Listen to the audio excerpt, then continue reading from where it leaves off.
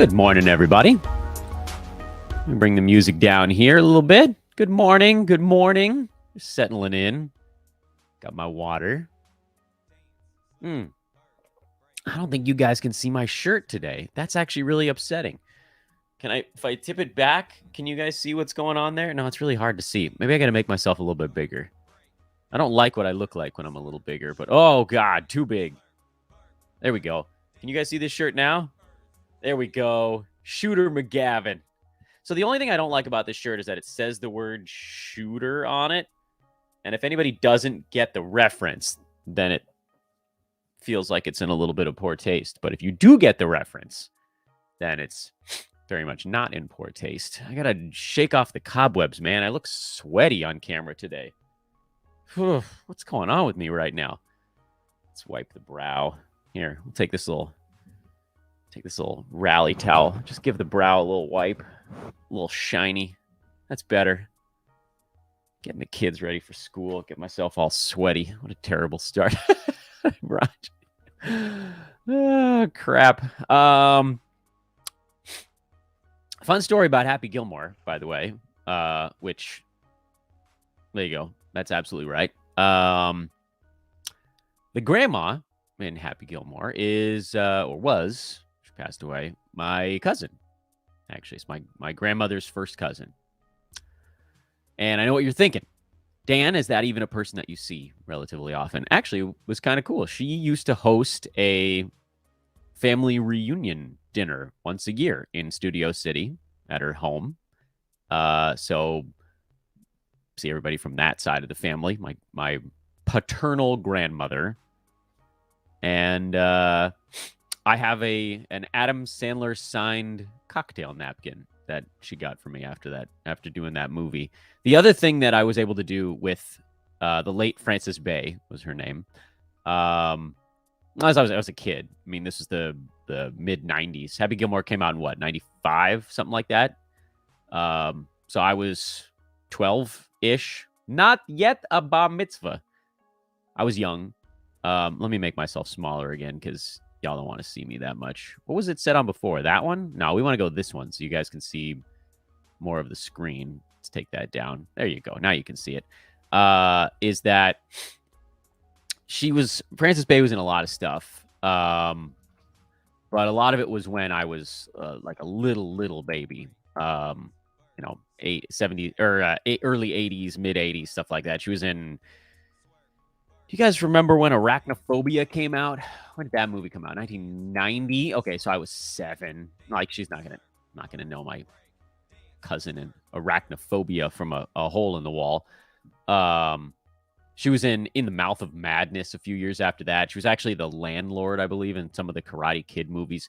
But it wasn't until the mid 90s that I was sort of old enough to understand what was going on. So she took me to the premiere of the Inspector Gadget live action movie. Do you remember that Matthew Broderick film? I mean, it was terrible. It was really quite bad. But it was kind of cool to go to like a legitimate movie premiere on the Disney Studios and sit among tons of actors and actresses. I didn't recognize that many folks because I was 15 or 16 years old or something when this happened. So I was already probably a little bit too old to care about the movie. But I just remember sitting, I think I was right behind Sherry O'Terry from SNL. And I just remember thinking, this is the person, this is the actor that I'm sitting right next to. Ugh. I was disgusted by it. I didn't meet any of the actors or actresses in that one. I didn't meet any of the famous people that she worked with and she was alive. But I did tell her how obsessed all of my friends were with Happy Gilmore. So she got Adam Sandler to sign a bunch of cocktail napkins, and my friends have those as well. So that's a fun story from the mid 90s. What do we got on tap today? I told you guys the first 5 questions in the chat room I would answer pre-show. So let's throw those up there now. We'll get those questions answered, and then we'll start the actual taping of this one. Is Mitchell Robinson still worth a stash in 18-teamers? I actually think he's worth a stash in basically every format. Mitchell Robinson was rolling top 60 value on the year. I know he's going to be out for almost a month here. my rule of thumb, and this is more for 12 teamers than 18, is apologies. I got the allergies today. If someone is like top 50, top 60 range or better, I'll stash them for a month or a month and a half even. It's harder, I think, to do so when you had them on your team already. It's almost easier to pick them up and then stash them. I don't know how this rule applies. I don't have a rule of thumb necessarily for 14, 16, 18 team or stuff like that. Obviously, it's harder because the replacement level players are worse in those. I feel like you should need to stash these guys more in a deeper league because a top 60 player is even more valuable when the end of bench guys are, a 12 teamer, your end of bench guy is like a 100 to 130 range dude. And an 18 teamer, your end of bench guys much closer to, 180 to 200 kind of range. So a top 60 guy, I mean, that's a serious difference maker, especially as you get deeper and deeper. And it hurts less to take zeros in a deep league because the worst players that you are picking up off the wire aren't that much better than a zero. It's that kind of thing. Like, what do you get? You drop Mitchell Robinson, you pick up who? Like Kendrick Nunn? Next question. Would you drop Ben Simmons and Kelly Olynyk to pick up Jeremy Sohan? I'm assuming that's one or the other. Getting tired of waiting for Simmons to be himself and not sure about Olynyk's role in 12 teamers. I am not. Okay, so they're two very different questions here. I'm not dropping Kelly Olynyk because when he is decent, he's been rolling top 80 range. I don't think his job is in any jeopardy unless Utah trades for a stretch four. What the Jazz don't have right now is a traditional stretch four. They've played some threes at the four, but that doesn't really work defensively. They like the Olynyk with a big rebounder presence as the front court right now because Kelly's kind of their best option at the four, meaning he's already got a starting job back. They're going to slowly bring his minutes along. I like him a fair amount. Ben Simmons, I mean, how many times, I don't know how many people are watching or listening to the show that I guess is not listening right now because I haven't started my recording software yet. But I of you guys are watching this show and, this is the thing about being a fantasy analyst. You kind of have to be okay with getting yelled at from time to time. And you guys remember when Simmons came back and was immediately very good? I gotta pause the show for a second. I'm getting a call that I know this is bad television, but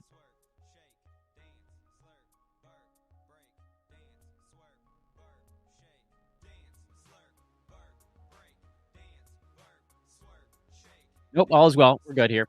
So remember when Simmons came back, he ramped up and he was exploding on everybody and he was rolling top 30 for 2 weeks.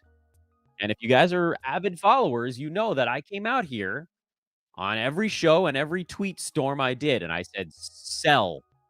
See if you can get a top 40 or 50 player for Ben Simmons. Sell now. And I got yelled at. People were like, no, he's back. He's rocking. He's top 20 the rest of the way. And I was like, I don't know, man. Ben Simmons at his actual peak was in that range. And that was when his free throw stroke was better. His defensive stats were way better. He moved better. There was just no way he was going to keep that up. I thought he might taper off to 60 to 80 range, but he's fallen much farther than that. He's outside the top 100. Still, the thing is,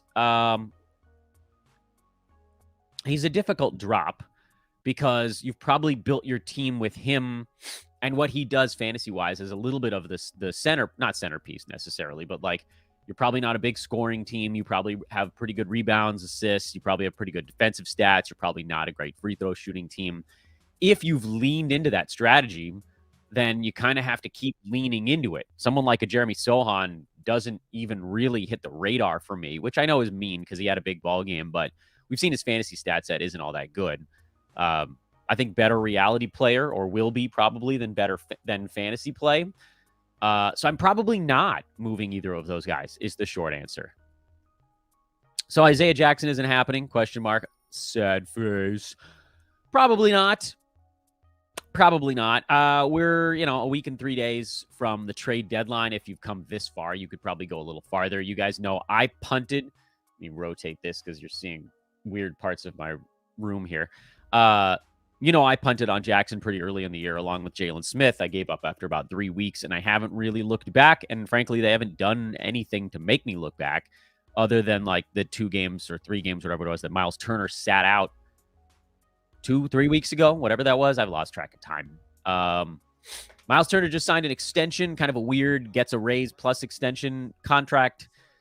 They can still trade him because of the way the contract was structured, but it's pretty weird if that's a thing that needed to happen for him to get moved.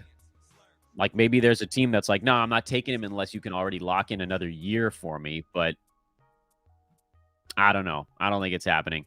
2 more questions here before we start the show. Should I play the Halliburton? Play the Halliburton this week. I like that. Grimes will play instead. I saw he could be back on Wednesday. Is it a risk to be taken, Francesco? I promise I'm not making fun of the English. I actually like that you threw a definite article in front of Tyrese's name. He is the Halliburton. You sons of guns. I don't think I would. I'm particularly nervous when it comes to stuff like this. Indiana doesn't play until Thursday of this week. And then I believe they've got 3 games jammed in the last 4 days of the week. If he plays, I don't think he'll play Thursday. I think he probably goes the second half of that back-to-back, which is Friday. They're hosting... Or maybe he goes the front end of the back-to-back, but I doubt he plays in both halves of it. And then they've got Sunday against the Cavs, which is also going to be a tougher game because Cleveland's a better defensive team. You're probably getting, in a good scenario, 2 games out of Halliburton, and there is a possibility he doesn't even play in 2. The rule of thumb tends to be, in a weekly format, if you've got a guy that's top 40 or better in a 2-game week, you play them.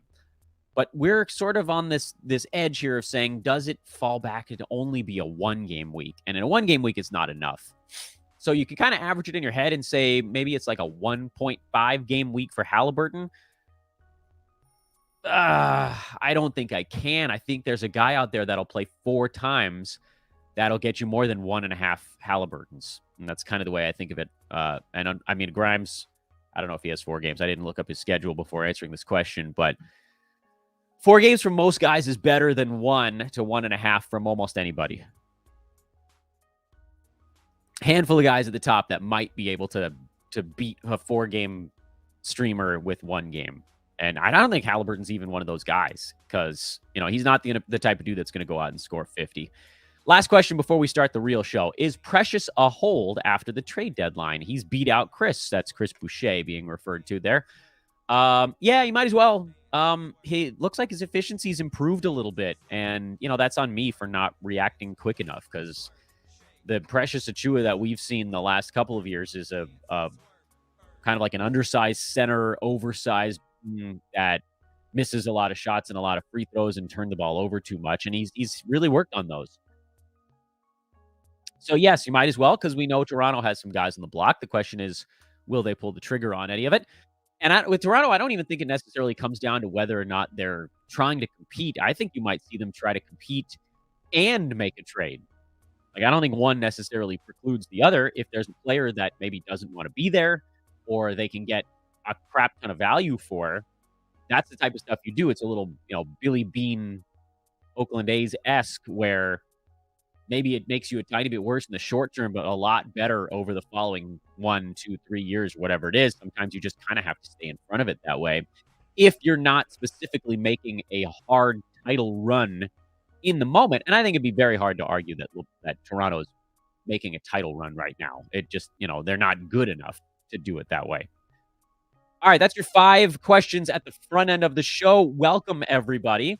There are some 40-odd of you that have found this show at this point. So, this is kind of what I was hoping for. We had a long pre-show here, but that's something I'm going to keep doing. So hopefully you guys will pop in quicker every time we do this. You'll get conditioned. And if you guys post a ton of questions at the front end and it happens really fast, I might just launch into those like without any music, without any ramp up, without any stories about my like niche famous relatives or whatever. But if you're here, you're watching, please do click the thumbs up button. I'm going to bug you a few times about that. Please do subscribe to the Sports Ethos YouTube page. You can see it's been on the grow here lately. We had, what did I say? Last week we were trying to get to 8 shows, and I think we did it. Last week I did a show on Monday. Steve and Joe did a show on Monday. I did a show Tuesday. I did a show Wednesday. Brew did a show Wednesday. I did Thursday. Aaron and I did Friday together. And then Eric did Sunday. So we did it. We got 8 shows last week and counting. We're going to have shows that pop up for DFS. We're going to have shows that pop up for baseball, shows that are coming for football. There is a universe where, depending on how sports schedules overlap, which not a ton, baseball starts like 2 weeks before the NBA season ends, where we might have, more than 10 shows on YouTube every week. So please do subscribe. We got a lot going on here. Continue to throw questions in the live chat because I'll get to the rest at the end of the show. But what I'm going to do now is turn my microphone off, turn the music off, start up my recording equipment, and then we're going to do the real show. So I'll be right back. Everybody, sit tight.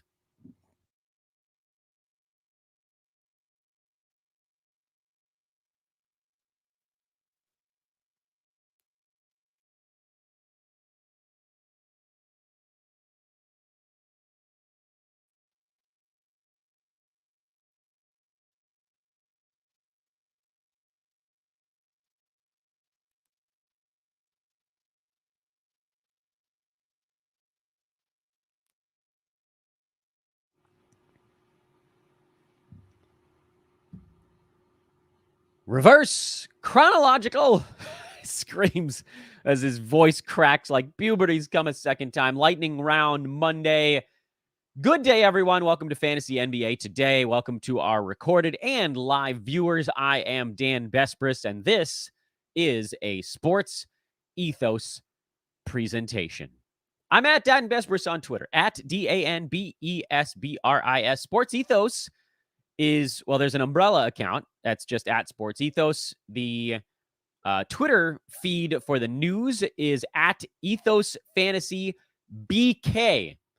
And I got a bee in my bonnet and a bug up my butt that I want to get that one to 10,000 Twitter follows before the end of the year. It really needs to be. The fact that it's not is extraordinarily upsetting because those guys are grinding out NBA news with analysis every day. You guys need to be following that feed. It's really it's mandatory at this point. But I don't want to spend too much time on promo here at the front end because we got a lot to cover. We're going to be going through the weekend and resetting all 30 teams. That's the way these Monday shows go. I think at this point we're in week 16 now. Wait, is this week 16 or is it week 17? It doesn't actually matter, but it is it's 16. It's week 16. We're really coming down the stretch in head-to-head leagues, which is kind of crazy considering it sort of feels like basketball just started. Roto, you're a little bit farther from the finish line, mostly because it's, there's 40% of the season left, basically, game and time-wise. But with head-to-head, you chop off the last, 10% for silly season. You chop off another 15% for playoffs. So you're 5 to 10% away from it. But you guys know this. If you're watching this show and you're in a head-to-head league, you're coming up on the playoffs. If you're in a Roto league, you have a little bit more time to make those tweaks and make your little run. So let's start chatting about the box scores. We're going to do Sunday, Saturday, and then if anybody didn't play over the weekend, we're going to look at Friday and with a confusing grin, figure out which teams didn't go Saturday and Sunday. I've stopped going full reverse. That was really kind of gimmicky and it was confusing me. So let's just start at the beginning on Sunday. We'll work our way through. Miami, not a good loss at Charlotte. They led this game most of the way through, but the Hornets caught fire.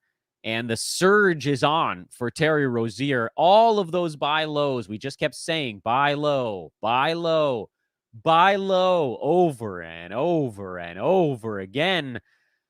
And it's finally working. Terry Rozier now, believe it or not, is actually inside the top 100 on a per-game basis. He's number 93. He's still shooting only 41.5% from the field. He's still only at 1 on the nose steal per ball game. So the climb continues. And more than anything, and this is the fun part, over the last month, Rozier is inside the top 30. So he's cruising now, and it's lasted a full 15 games. I hate to try to to use the a very dated reference. I hate to roll out the mission accomplished banner already because there's still a lot of season left and Terry could go back to being awful again. But it really does feel like we caught this here and now you ride the wave. Gordon Hayward had his best game of the year, 20 points on a perfect 7 for 7 shooting, 3 of 3 at the foul line. He didn't turn the ball over. I don't know. Is this the start of maybe Hayward starting to play a little bit better? It's a possibility. He's been awful this season, not startable up until basically this ball game. So I'm hesitant to say that this is a magical turnaround for him, but it was nice to see an actual efficient ball game. He's probably not on waiver wires because everybody's been adding him on name value alone and letting him ruin their fantasy team. So those clubs now might be able to enjoy what could be perhaps the start of a better stretch for Hayward, but I guess we'll see because, trade deadline coming and Charlotte's not very good. They're at the bottom. Well, they're, a game and a half, 2 games up on the Pistons for the worst record in the Eastern Conference. They're a solid 9 games out of a play-in and separated by 4 teams. It ain't happening.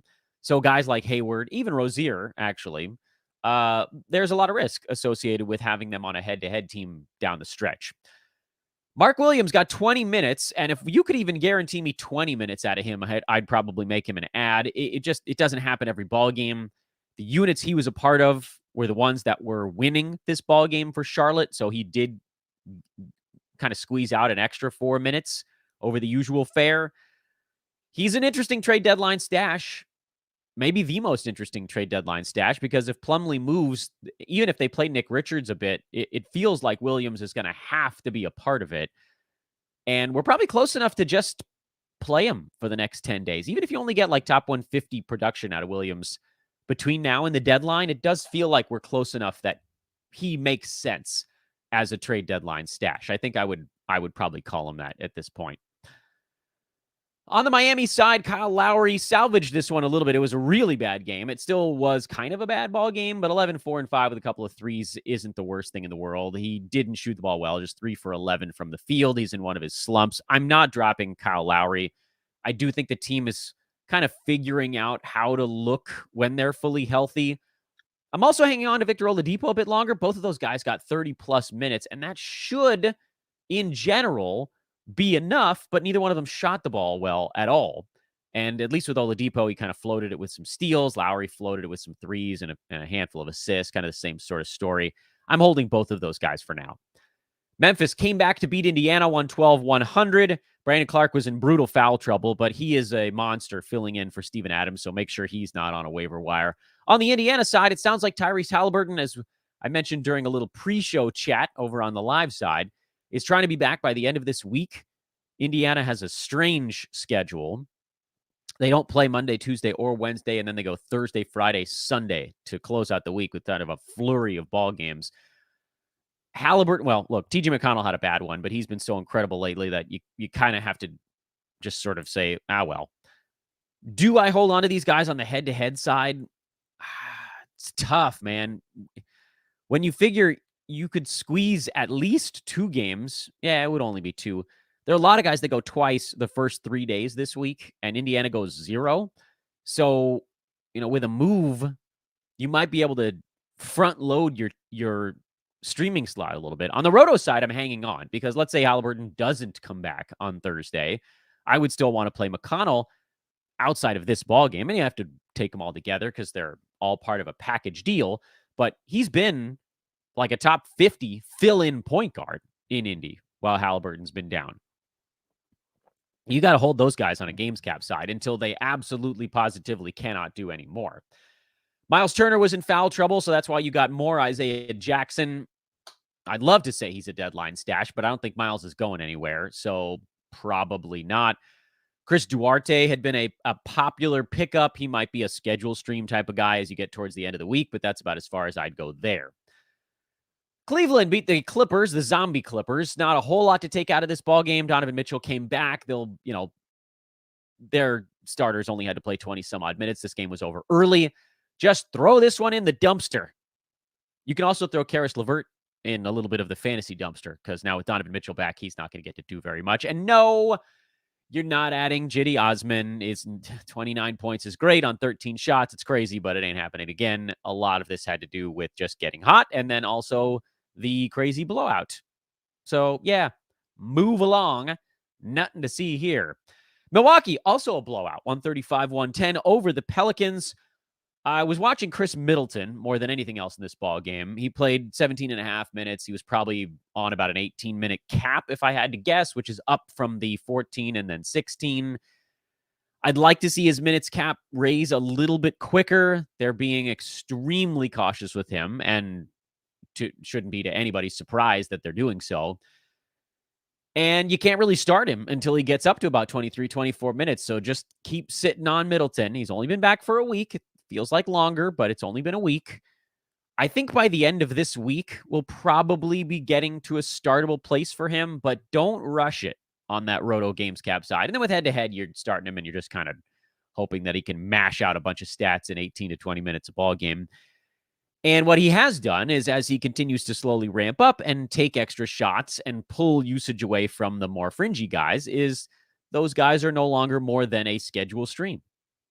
Ingles, who doesn't play in back-to-back, so that's hard to make a schedule stream. Grayson Allen, Pat Connaughton, these guys, you just use them when the Bucks have a bunch of games in a row. For New Orleans, this is kind of, at least in my estimation, a little bit of a last hurrah for the fringe guys because Brandon Ingram was sitting out the back-to-back. The Pelicans, I'm trying to remember if they have an upcoming back-to-back. I can check that while we're doing the show just to sort of you look out in front of it. They do. They have one Saturday, Sunday, actually, coming up later on this week. They play Tuesday, Thursday, Saturday, Sunday.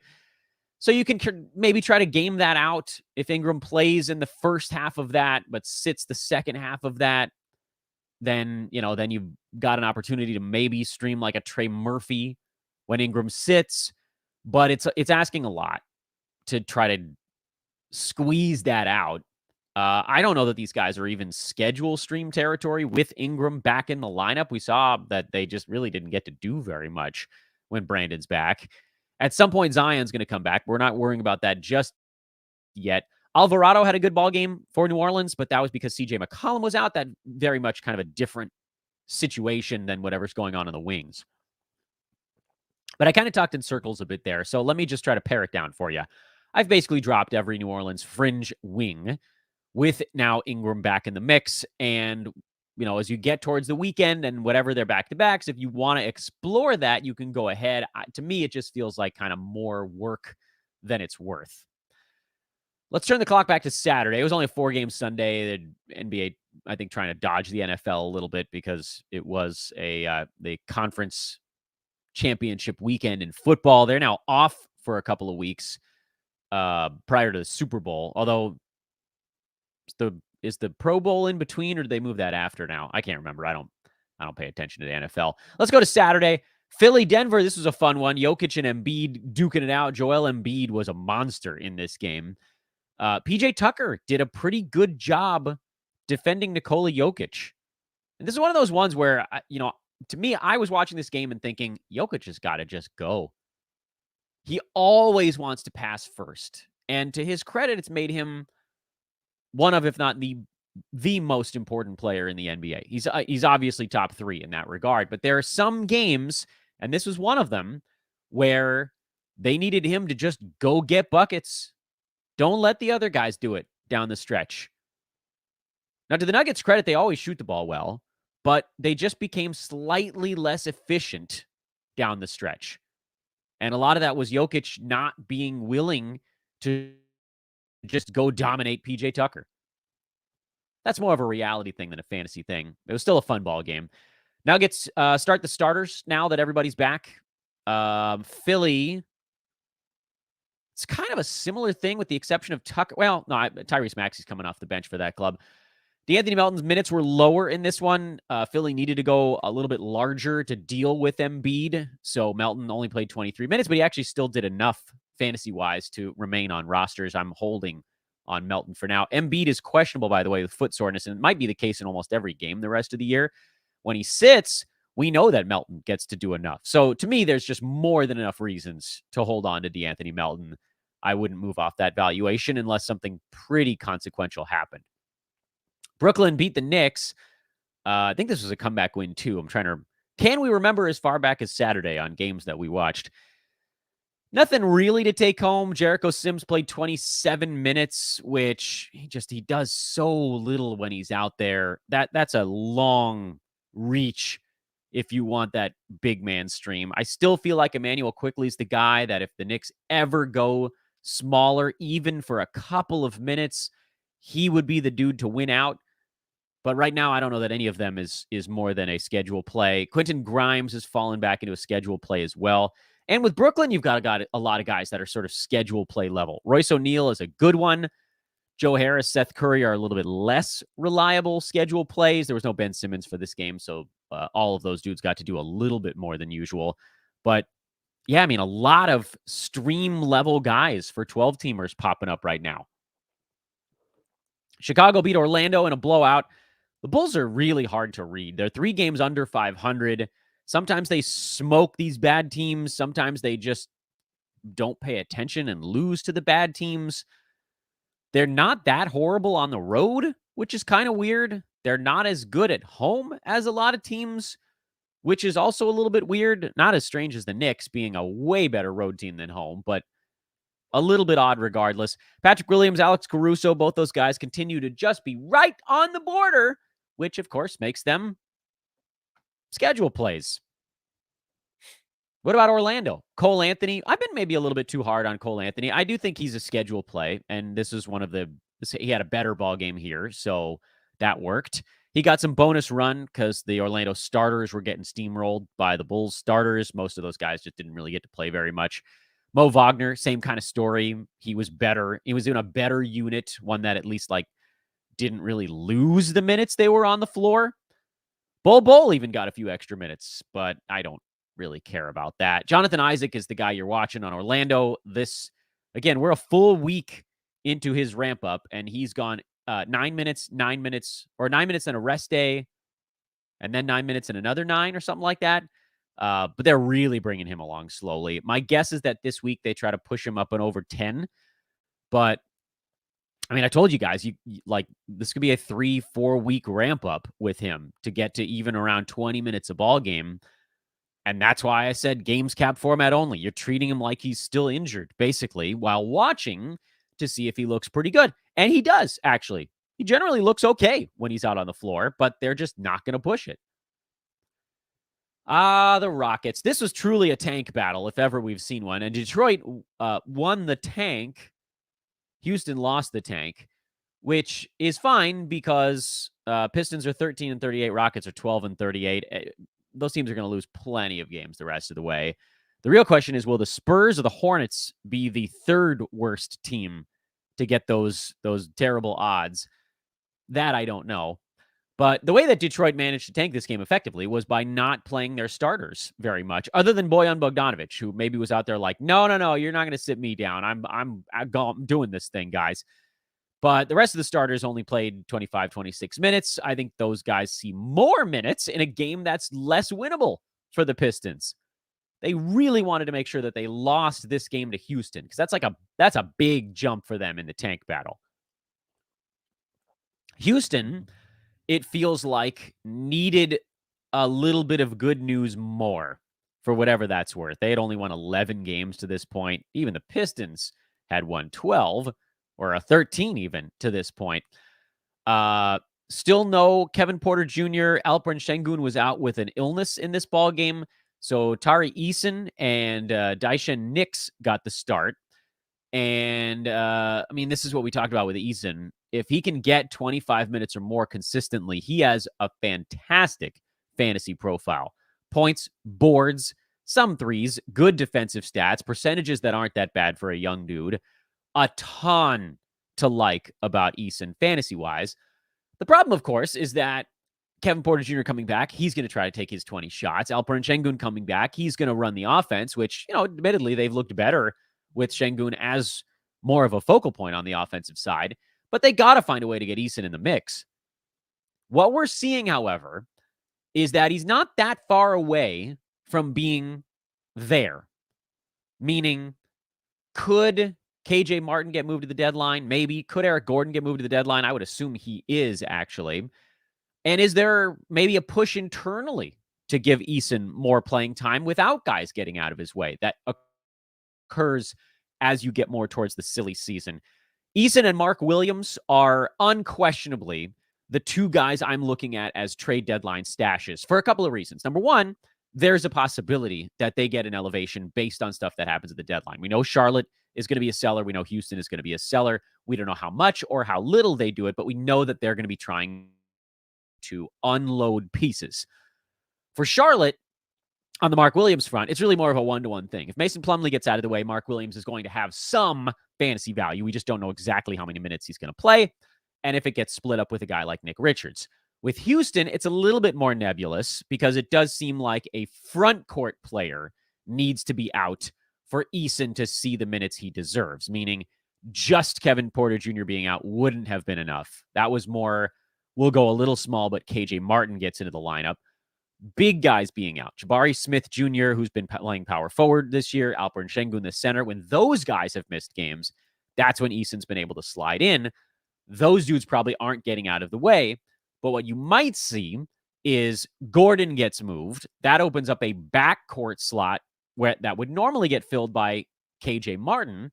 But perhaps if he or maybe Jayshawn Tate also gets moved, they just play a little bigger. And instead of maybe Tate going from 20 to 33 minutes, maybe he plays like 24 minutes, and they slide everybody down a slot. And Eason plays at small forward, or Jabari Smith plays at small forward, and those guys become the front court together. It's doable. Is it probable? I wouldn't say yes. It's not easy to move two guys and get the kind of value back that you want for it, but, I mean, Rockets, I feel like, are almost definitely going to move one.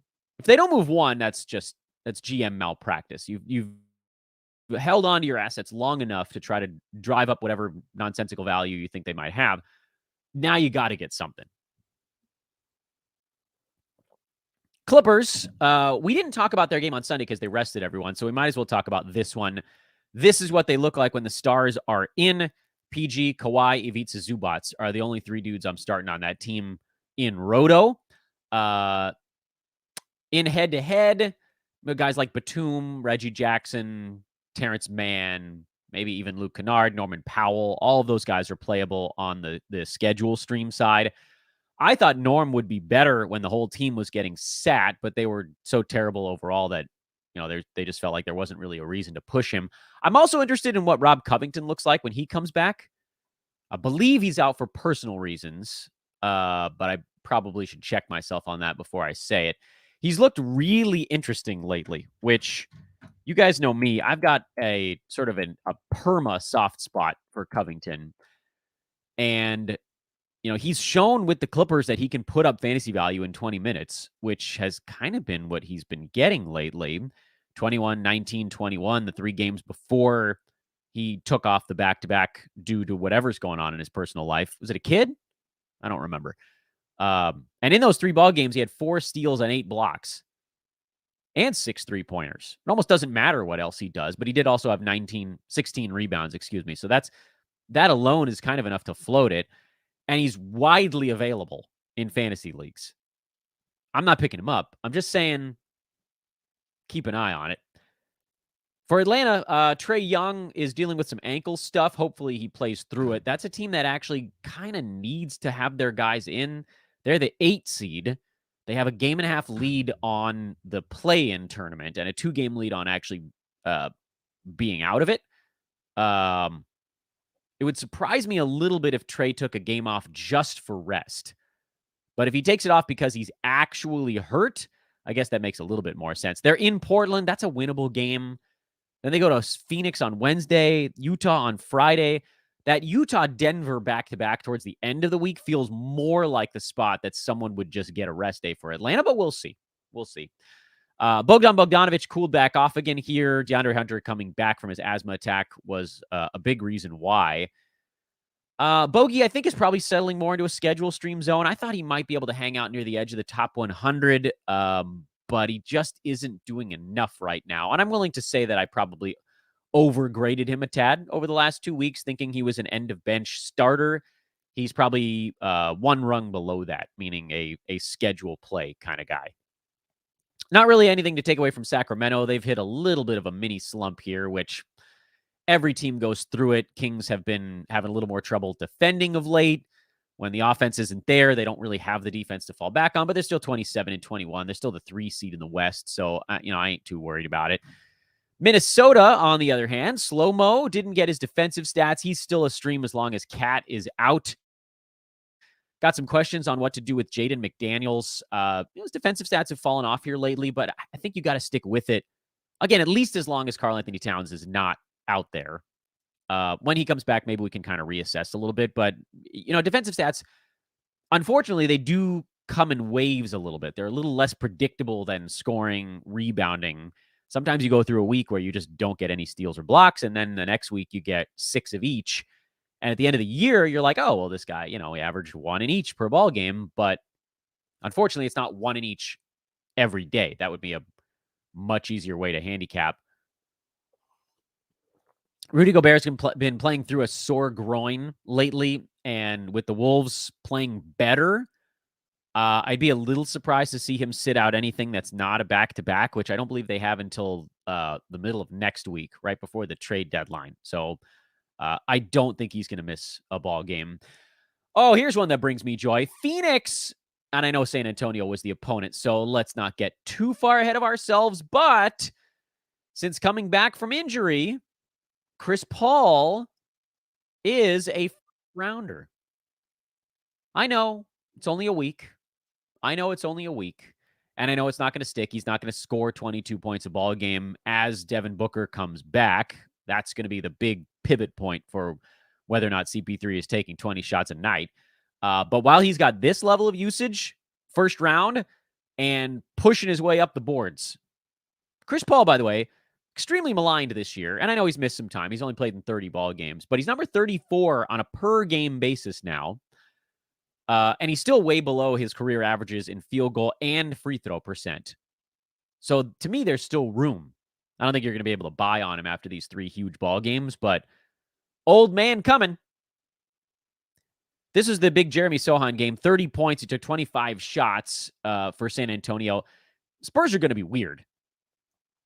Spurs are going to be real weird down the stretch because they're in tank mode. They're letting guys play right now because they're still losing ball games anyway. Keldon Johnson is still out there, and he's firing away. He's been better lately, by the way. Overall on the year, it's still been a whopper of a disappointment. But, he's rolling like top 80 the last month at least. So consistently startable now. Sohan is, to me, a much tougher call because we've seen he gets very few defensive stats, which, honestly, a lot like Keldon Johnson, but doesn't typically score as much. Rebounds a bit more. Both guys not great on the percentages. Both guys turn it over a little bit. Neither guy gets defensive stats. It's a tough road to hoe. But if they're in there taking 20 shots a game, then maybe I'll rethink it.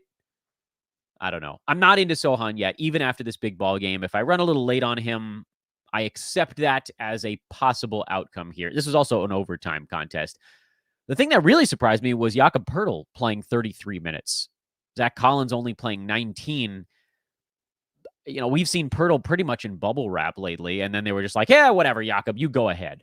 And I don't know, it was because they had an opportunity to win the ball game, but they haven't all been blowouts for the Spurs lately. He just hasn't really played that much. Still, I think Jakob Poeltl remains a buy. He's probably going to get traded, and he's probably going to be to a place where someone's like, here, go play 26 to 30 minutes a ball game. Feels weird that someone would go give up, probably a first to get him and then not play him a ton. But, I guess anything is possible. But to me, that's why Poeltl is a buy. And Zach Collins just kind of not being super fantasy friendly is what makes him a more complicated stash at this point, even if he does likely see a value bump headed into the All-Star break. We've been rolling here for a while, and I haven't bothered to look back at the chat room or the live YouTube show, but hi, everyone. I see there are now a number of you that were not here before. The last time that I kind of peered over to see what was going on in the chat room or in the just general viewer box. But that means it's also time for me to see how many of you have done the responsible thing and clicked the thumbs up on the show, please do click the thumbs up on the show. I see there's 25 of them. There's double of that watching right now. So the other thing I've also noticed that I didn't realize was something that folks do is that even when this show is live, a lot of folks go back and watch it from the beginning. So a lot of you are not even seeing me saying hello until much after the fact. So to those of you that are watching from the beginning that just got to this point later, I was saying hi to you. This is now like, what time is it now? It's 9:47 here Pacific time. So I don't know where you guys are in the show. Some of you are watching live right now. Science teacher says hello, so he's caught up. But hi to everybody that got here later, getting here now, whatever. Please do like and subscribe. Like and subscribe, like and subscribe, like and subscribe. I'll say it 1,000 times if I have to, because this is how we continue to kind of snowball this YouTube thing. More of you are paying attention. More of you are coming and joining us every day, every week. And that's the point. Just keep rolling them up. We're rolling y'all up here with some really cool stuff on YouTube. But again, like and subscribe. Throw your questions in the chat room. I'll do that big lightning round at the end of the show. Where did we leave off here? Let's dive back in at Washington, New Orleans. We talked about New Orleans already. Washington. Hey, Kristaps Porzingis is off the injury report today. That was a delightful and unexpected treat. Although Daniel Gafford actually got downgraded to questionable. He's got the flu. So that's super annoying. My hope was that we could see this. This is actually this is a huge pain in the butt. Gafford being questionable and possibly not playing. Here's why this is an enormous pain in the butt. I really wanted to see what Gafford and Porzingis looked like together post Rui Hachimura trade. Now, there's a very real chance that Gafford becomes a drop as Porzingis works back into all those center minutes. But it's also possible that Porzingis squeezes a few minutes into the power forward bucket alongside Kyle Kuzma, alongside Denny Avdia, who've been doing most of the power forward time for this team. Well, they're not going to scale Kuzma back, but would they scale Avdia back? Do they scale back Corey Kispert and give Avdia more of the small forward minutes? There is a little path towards Gafford still playing 24 minutes per ball game, which for him, 24 minutes gets him to about top 100, maybe a tiny bit better than that. We saw in this one. I mean, he went huge, 21 and 12 with a steal and 5 blocks, monster game, 29 minutes. But if he doesn't play and Porzingis does, we're not going to know. We're not going to get the answer to our can those guys coexist question until middle or even later in the week. And for folks in head-to-head leagues, they probably can't wait that long on Gafford, which sucks. I understand. You can't sit on Gafford if he's out all week and you don't even know if he's going to have a big job when he comes back. Roto, try to hang on because there actually aren't that right now. The streamers, the number of really good injury replacement streamers has actually been kind of dropping off over the last week. So to me, it's worth it just to see because there's a possibility here that Gafford ends up with rest of season value, and you don't want to put that on the waiver wire just because we couldn't wait through a flu. Dylan Wright, 24 minutes. That's typically been enough for him lately. He didn't do as much in this ballgame, but I'm going to hang on. 22 he's been able to do it in. So 24 or more, I'm gonna give him the chance to see if he can hang on to his fantasy value. I don't even want to talk about this Lakers-Celtics game. As a Lakers fan, I'm so irritated at how the end of this ball game went. As far as fantasy goes, well, LeBron and AD are sitting out the game tonight. They'll play likely the second half of the back-to-back. Lakers have the Nets and the Knicks back-to-back in New York. Tonight, Dennis Schroeder is going to be an easy decision. He'll do a lot. Lonnie Walker probably ends up doing a fair amount if they give him enough minutes, but it might not be ramped up fast enough. Thomas Bryant probably gets back in the mix here with Anthony Davis sitting out the ball game. And then Russ, like you're going to get bad Russ, you're going to get good Russ, and you just pray that it's good Russ. It wasn't, by the way. It's been bad Russ for about 3 games in a row. They got to move him, man. I know he's been helpful in just like being healthy enough to play, which some of the other dudes on this Lakers team are not, but they got to move Russ. And if they do, well, it'll depend on who comes in, but it might open up some stuff for the Lakers. Right now, when this team's healthy, I'm only playing LeBron and AD. For Boston, no Malcolm Brogdon in this one. No Robert Williams in this one as well. He was a late scratch. He'll be back soon. Brogdon did a ton. Derek White still is able to do more while Marcus Smart is out. Those are the guys you're looking at. We knew Grant Williams would see extra time with Robert Williams out, and he didn't really. His fantasy game is just kind of sleepy, so I wouldn't worry too much about that one. And then you guys got to stop picking on my guy, Al Horford, because he's not going to score. It's not his job. He's number 70 on a per-game basis, and he's just going to quietly punch along in that range. And, considering you drafted him at like 115, that's fine. Stop being so angry about it. Utah beat Dallas. No Luka Doncic on the Dallas side, so that obviously changed things a bit for the Mavericks. One thing we are seeing, though, is that Dorian Finney-Smith is picking up the pace here. And do I think this has more to do with Luka or more to do with Christian Wood being out? It's probably the Christian Wood side of that equation, because they'll run him at the 5 a little bit. And that, to me, is good enough. I think Finney-Smith has kind of elevated himself to a one-burger injury replacement level guy. Dinwiddie doing a ton. Bullock, I have trouble trusting. Tim Hardaway Jr., I have trouble trusting. I thought he would do more. I thought he would shoot more with Luka out, but that hasn't really been enough for him either. Dwight Powell, no. Josh Green, more interesting. You know what? Schedule stream for Bullock, Hardaway, and Green, as long as Luka's out, and then, change how you're viewing those guys when Doncic comes back. On the Utah side, Kelly Olynyk came back, played 15 minutes. They're going to ease him back in. He'll probably be at 18, 20 in the next ball game.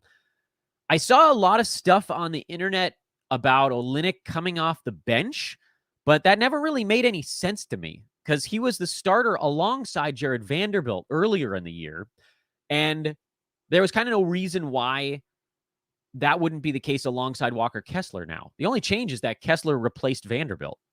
Walker Kessler's a go. When Olynyk gets ramped up to full speed, he's a go, and they're off for a couple of days here, so maybe they can click him up a little bit faster. I don't know. We'll see. What do they play tomorrow or the next day? It's not immediate. Conley's a go right now. He didn't take that many shots here, but the steals, the assists, they've been really nice lately. I'd like to see him get to about 10 shots per ball game, but take it or leave it. Beasley, schedule stream. Sexton, schedule stream. Vanderbilt, schedule stream. And then just, with Olynyk, you're sort of like an active stash here for probably about a week or so. I've been too mean to Precious Achiuwa. He's something's different with him this year. 27 and 13, 2 steals and a block. He's been pretty good here filling in for OG Anunoby lately. And, maybe it's just who he's on the floor with. Maybe when he fills in for a particular guy, it's better for him. But regardless, the efficiency's improved, and you can go ahead and play him as long as someone's out for this Raptors team. And it's possible the Raptors move somebody at the deadline, and then Achiuwa might stick. So, streamer with benefits, ? Go ahead. Fire up the Precious. I've been really cautious about him because we've seen the holes in his fantasy game. He's a good rebounder, good steals guy, but typically low field goal percent, low free throw percent, weirdly high turnovers for someone who doesn't get a ton of assists. A lot of that stuff has been improved upon. Guys get better. You can try to project it, and sometimes you get it right, sometimes you get it wrong. I prefer to kind of wait and see if someone's gotten better in a lot of situations. It kind of simplifies fantasy sports, frankly. And it seems like he has. For Portland, no Nurkic and no Josh Hart in this one. And Drew Eubanks kind of got run over by Toronto, a team that's willing to go small. That forced the Blazers to go a little bit smaller as well. So Trendon Watford picked up a lot of center minutes. If Nurk has to miss any more time, I think I would still play Eubanks. He's a relatively safe fill-in center. Nas Little is not a guy I'm starting for Josh Hart. Hart's value comes in his rebounding and his passing, and Little's not going to do those kinds of things, and there's no usage left over after Lillard, Grant, and Simons, and Nurk some of the time anyway. Even without Nurk, there still kind of isn't enough there. And now let's play the age-old game of who didn't play over the weekend. And the answer is Oklahoma City and Golden State. Yep, those are the ones. So not a whole lot to take away from OKC. You got the full roulette wheel game on Friday where Aaron Wiggins got 31 minutes because Lou Dort sat that one out. Dort's not expected to miss a ton of time, but, Wiggins is an interesting schedule stream in the very short term. Kenrich Williams would be a schedule stream with all these guys out. Jalen Williams. I want to address something on the Jalen Williams front. It's kind of the same thing that I was talking about with Trey Murphy. People are getting the wrong impression that I'm down on these guys because I have them on my injury replacement board. That's not what that means. That's not what that board means. And I feel like I need to do this again. I did it with Trey Murphy like a month and a half ago, and I'll do it again with Jalen Williams. All it means that these guys are on an injury replacement board is that we haven't seen them post value yet. This is like something my kids learning in kindergarten. They're not allowed to say, I can't do it. They have to say, I can't do it yet. So guys, they haven't done it yet, but that doesn't mean they won't. Trey Murphy, let's go back. He's a better example now because we've kind of seen the way this arc has gone. I put Trey Murphy on my injury replacement streamer board when Brandon Ingram went down. And I kept him there the whole time, even while lots of you, more of you on Twitter than pod listeners, frankly, came after me and said, we've got receipts, Dan. We've got receipts. Trey Murphy, he's the real deal. He's going to be great when everybody's back and healthy again. And I was like, look, dude, I actually never said that he wasn't going to be good when the team was healthy. I just said maybe he won't because we didn't know. The Pelicans were fully healthy for 9 days in November. 9 days. And in those 9 days, I think they played 4 ball games, and Trey Murphy was outside the top 140, which is more of a schedule stream kind of guy, if even that. But let's just sort of liberally say you could schedule stream him.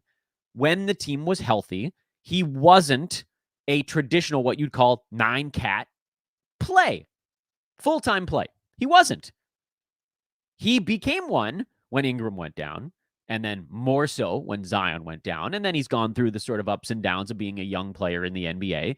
And now we're seeing that as Ingram comes back and starts to devour the usage that's been floating around out there, Trey Murphy hasn't been an obvious start.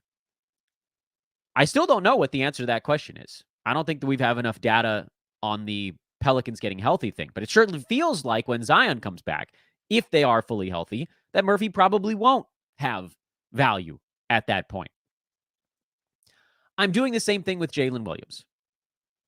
There is a very real chance, you can even call it a coin flip, 50-50, that when Alexei Pokusevski and Jeremiah Robinson-Earl come back, if they come back, Jalen Williams doesn't have fantasy value anymore or falls back to like a schedule stream kind of play. Because that's what we saw before those guys got hurt. He was playing 30 minutes a ball game, but he wasn't getting that many shots, and he wasn't getting that many rebounds or assists.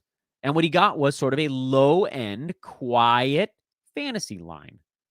But when a bunch of guys went down and he was able to play a little more free and loose, and his minutes actually ticked up even farther, and he got more active on the defensive side, the steals, the points, all of that stuff started to come up. It wasn't about minutes. It was about usage and opportunity. And he's not a high usage guy anyway, but it's a little bit higher. Sometimes you just need that little bump. But now the question is, does he hold on to it? I think with Jalen Williams, there's a higher probability than we had with Trey Murphy. Because with Trey, he was waiting on the superstar, alphas of the team to come back. He wasn't going to ever keep the usage from Ingram or Zion. With Jalen Williams, he might. But it's not like Pokusevski can come back and say, hey, those are my shots. Because Jalen Williams could be like, nah, man, like, these are mine now. Same thing with Jeremiah Robinson-Earl. I don't know that are either of these guys like full building blocks for the team? Jalen Williams is probably the bigger building block. So if I had to put odds on it, I would say odds are that Jalen Williams does maintain fantasy value, or at least has a higher probability of doing so as his team gets healthy than Trey Murphy did. But I'm leaving them all on the injury replacement board. This is the way I operate until we actually see them do it when their team is healthy, because we haven't yet. There's my rant towards the end of the show. Golden State's the other one. I want to point a quiet finger at Dante DiVincenzo, who has, without a whole lot of fanfare, carved out a 30-minute bench role for this team. Andrew Wiggins has been in and out of the lineup. That does play a role with it. But let's just keep one eye on Dante. I don't know that there will be enough minutes when Andrew Wiggins actually gets fully healthy, if he ever does. This has been a really weird month and a half for Wiggins. But in the short term, DiVincenzo is bordering on value. He's a watch list guy. All right, let's take a quick look at tonight. It's a pretty fun little Monday. This is another one of those weeks where you got like a half-decent card almost every single day, but no true jumbo. I like that. 8-game Monday. Orlando at Philadelphia. I am interested in Jonathan Isaac's minutes cap. And then DeAnthony Melton on the Philly side. But again, if Embiid sits, then meh. Lakers sitting everybody. This is a one-night stand kind of stream team if you want. I got to come up with a fun fantasy name for that. The fantasy one-night stand is basically what we're working on here. But a one-night stand fantasy is something very different. Careful, Dan. Brooklyn, we know what to expect with this team by now. Washington, I really would love to see Gafford play alongside Porzingis. If he doesn't go, I don't think we learn what we want to learn from this game. But it is nice that KP appears to be ready to go. So that's very useful for a number of my fantasy teams, because you guys know how heavy we went into Porzingis this season, figuring he would have one of his more healthy years. And so far, knock on whatever, I know he missed some time here, but so far he has. In fact, what are we at now with Porzingis? I think he's still above league average in games played. He's at 41 right now. He's like right on league average. He's 19 per game and like 5 slots later by total. So he's just under, which is way better than we expected for him. San Antonio, I don't know, man. Jakob Poeltl's bubble wrap, Zach Collins, Jeremy Sohan. There's a few things to sort of, it's not like an intense watch list with the Spurs. It's sort of like a sideways glance. Sacramento, nothing. Minnesota, nothing really at this point. This is a rematch, by the way. Minnesota just beat them a couple days ago, remember? Really hard to beat the same team 2 times on the same floor in a row, especially when both teams are okay. It's different when one team is trying to lose. Warriors are in Oklahoma City. This is actually going to be, I think, a pretty decent ball game. Warriors are favored by 5, and they've been playing better. They've won their last couple games in a row after kind of a cold spell. But these two teams are pretty tight. They're 1 game separation in the standings. So you're going to get an all-out effort, I think, on both sides of this ball game. But fantasy-wise, not much. Jalen Williams, Dante DiVincenzo, we just talked about those guys. Pistons are in Dallas. Dallas is favored by 8.5, which, I don't know what that line tells me about Luka. I don't know. I honestly don't know. If Luka sits, then obviously you get more out of the guards. I do think Dorian Finney-Smith is an interesting play here. With Detroit, Killian Hayes is being kind of throttled back a little bit. He was barely a fantasy start in 9-cat prior to this. It kind of feels like they're showcasing Alec Burks, but we'll see. This is something to monitor up to the deadline, certainly with that Detroit side. I think Jalen Duren also gets to do more here. It looked like they were trying to sort of artificially depress stuff in that last ball game. Toronto, Ochua, basically. Phoenix, not much really at this point. You got a pretty good feel for them as they currently stand. Devin Booker, probably not that far away anymore. Hawks, whether or not Trey plays does change some of the streaming options there. I said some of the streaming options there. That was weird. And then Portland, it's, again, just a health report. Nurk, the big one in the late game, would love to be able to squeeze a game out of Drew Eubanks. They'll need him against Capella. They can't go small in that one. So that I think would be probably a slightly better opportunity for him. All right, that's our show. Good Monday, everyone. Hey, I want to remind everybody that is either watching or listening once again that we're doing all of these on YouTube these days. So come join us over there. That is youtube.com/sportsethos. We do question and answer stuff over on YouTube. So if you're listening to the traditional podcast channel, we're trying to get those shows up on YouTube. We're trying to do them near 9 a.m. Pacific time or thereabouts. It's never going to be perfect with me and all the kid stuff flying around in my life, but that's kind of where we are right now. A lot of you have reached out about being a part of what we're doing here at Sports Ethos, particularly folks that want to cover a team as a podcaster in any of the four major sports. Continue to reach out. That is at Dan Besbris, DANBESBRIS. Have a wonderful Monday, everybody. We'll talk to you guys tomorrow morning. All right, YouTubers. I got the allergies, and I was doing a pretty good job, I think, of trying not to sniffle on air. Those of you watching on YouTube that are catching up, please do like and subscribe. I know a number of you, I think, hit that last point. They roll in after the fact. I don't know where everybody is. Maybe I need to try to do the like and subscribe thing a bunch more times early in the show as opposed to the middle and the end, but whatever. Please do like and subscribe now if you haven't before. We had a pretty good audience today. Again, just sort of plunking along here on a Monday. And do follow me on Twitter at Dan Besbris. I probably should do that, squeeze that in more. But let's do the questions now. We don't need this. Let me switch this over actually to the player rank board. That way you guys can see what I'm looking at while I talk about some of these players. But let's go up here. We did the first 5 questions at the beginning of the show. All right, we'll start here. Let's get those likes up. I agree. Ryan says, who wins this trade in a points league? Franz Wagner and Jeremy Grant for Aaron Gordon and Tyler Hero. Gordon and Hero have been in slumps. I could also swap Jeremy Grant for Josh Giddey and get 5 extra games in the playoffs. I think I like Grant for Giddey in a points league. Giddey's been on the way up. Grant's been kind of on the way down, mostly with Dame back around. Franz is also on the way up in the first half of that first trade. Gordon's on the way down because his team is healthy. Hero, I think, is more of a mini slump. So I think in the first one, I stick with Franz and Grant. And in the second one, I would go Giddey over Grant. Should I accept Porzingis for Scotty Barnes and Clint Capella? That's a fair trade. Either way, I'm good with it. If you need depth, you take the second side. If you want the big swing, you go with the first.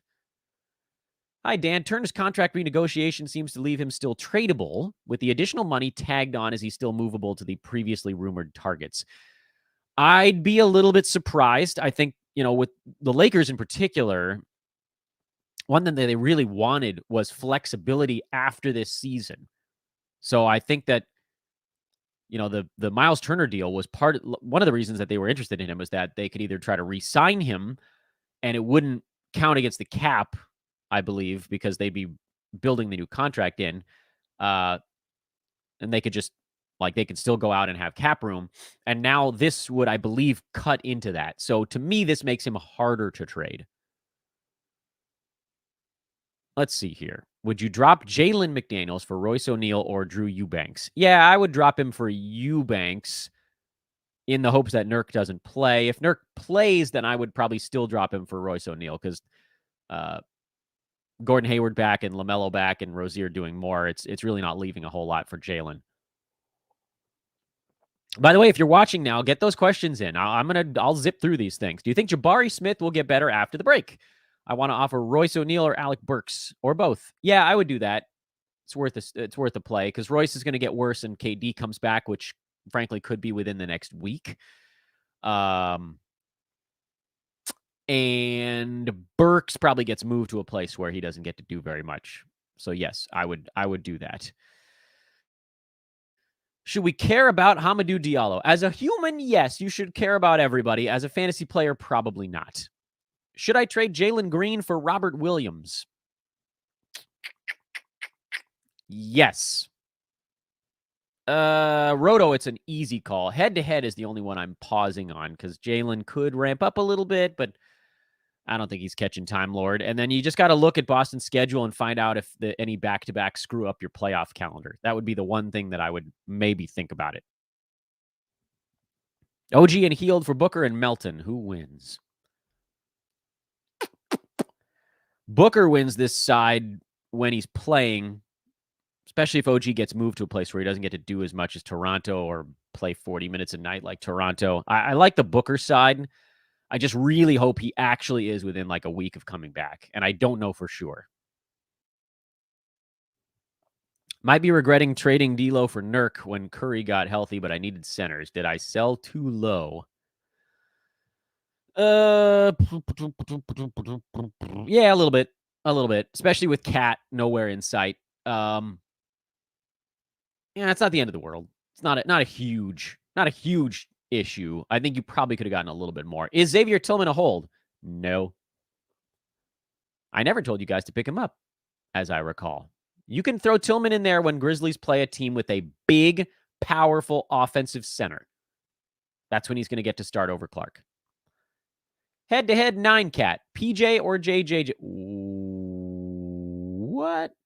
PJ Washington or Jaren Jackson Jr.? It's JJJ, and it's not close. Yeah. This is what I was responding to earlier in the show. Hello.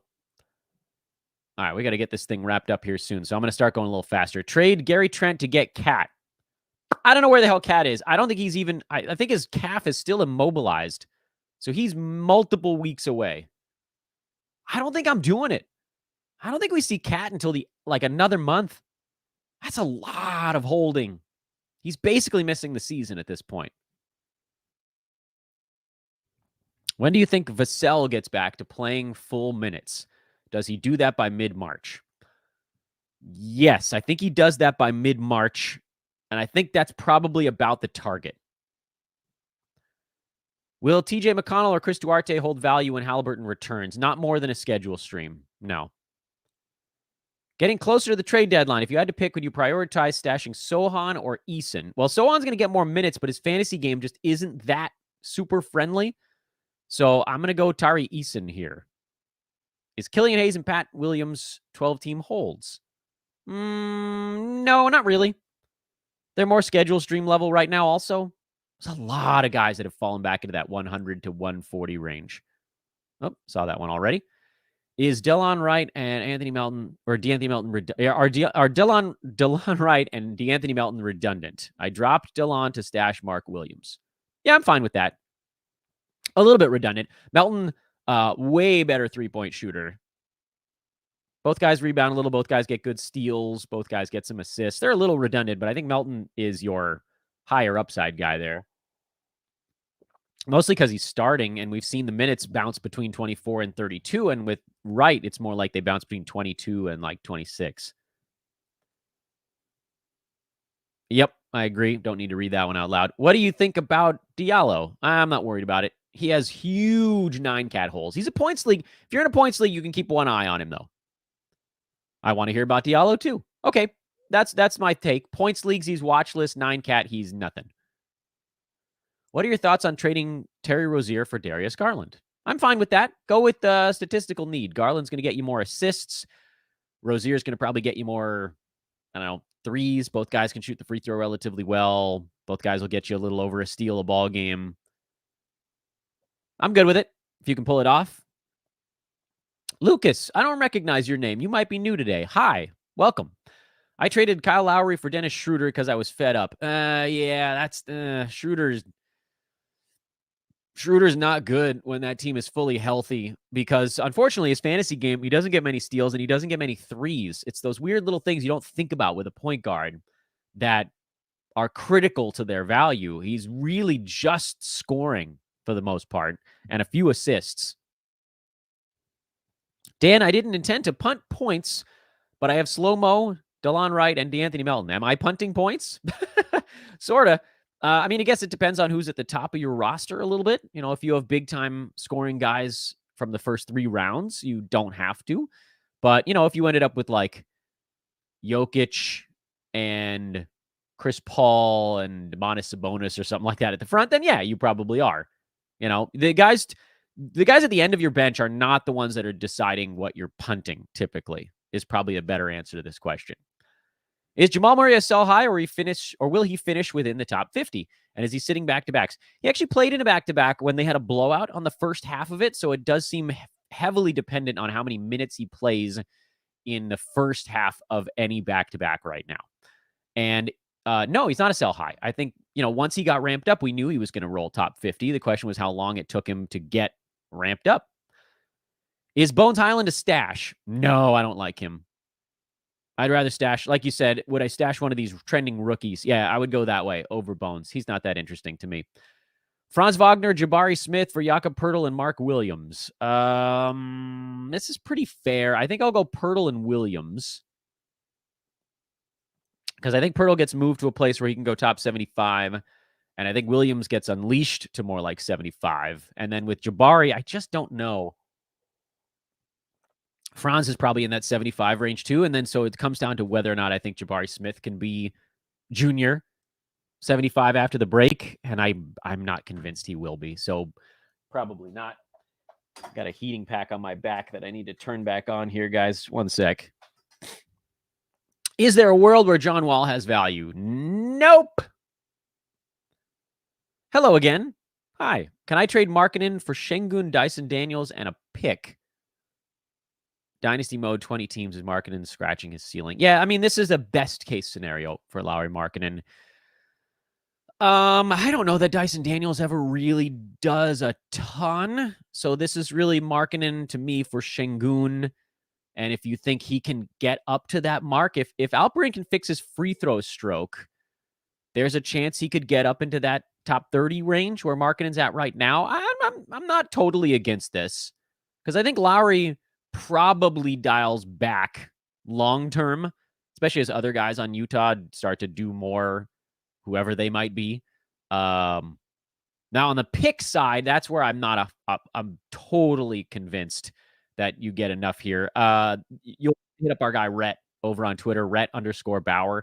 But I'm right now I'm looking at this one and I'm saying I'm kind of fine with it.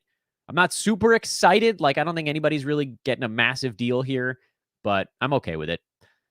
Drop TJ McConnell for Alec Burks. Yeah, I mean, head-to-head, you get a better schedule on one side than the other because TJ ain't playing until Thursday. And if Halliburton's back on Friday, maybe you get one more big one out of McConnell and then a couple of small ones this week. I don't think either of these guys is more than a schedule play going forward, but I'm fine with it if you're trying to maximize games. What's the best strategy for the trade deadline? Do we hold two moves and be ready to add guys? Is paying attention to who gets dropped just as important? Yes. I mean, this is all really good stuff. You definitely want to save some moves for trade deadline morning. I would try to save all of them if you can, because a lot of fantasy leagues trade deadline week is actually a 2-week adventure. Oh no, I'm out of water. I would say use a move or two this week to stash so you don't have to worry about that next week. And then trade deadline morning, hopefully you have 3 or 4 moves you can use to, if you pick up someone from one trade and then that guy gets moved, you're going to want to move to get off of that dude. That happens. Sometimes something happens. You're like, oh, I got to pick up this guy. And then like 10 minutes later, that dude is gone to another team. You want to be able to make the first move quickly and then have other moves after that. So I would try to hold more than 2 for trade deadline morning. And in what order would you rank Kyle Anderson, Precious Achiuwa, and Daniel Gafford in a points league? Well, to me, it comes down to who do we think is out the longest. And I think Cat's still out the longest. So I'll go slow-mo over Precious, unfortunately over Gafford, because I do think that Kristaps knocks out most of his value in points formats. He probably can hold on a little bit better in category leagues, but points probably a little bit better.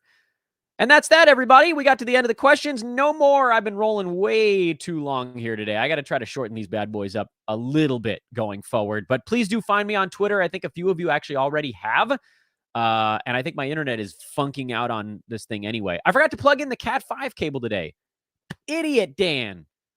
Thank you for all the questions. They are getting substantial. Tell your friends. Like and subscribe before you go. That's my last request. On your way out of town. Like and subscribe on your way out of town. Love you guys. We'll do it again tomorrow around 9 a.m. We'll try to get this thing booted up. So long, I guess. Yeah, that's it. I'll see you guys over on social. There it is, at DANBESBRIS. Later.